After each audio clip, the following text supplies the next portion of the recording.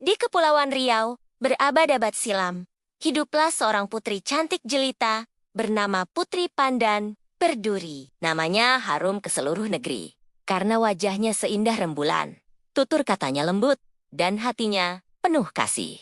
Banyak pangeran dan bangsawan datang melamar. Namun, sang putri selalu menolak dengan halus. Ia hanya ingin menikah dengan pria yang benar-benar tulus mencintainya. Namun, penolakan itu menimbulkan iri dan amarah. Para bangsawan yang kecewa saling berseteru, hingga menimbulkan pertumpahan darah.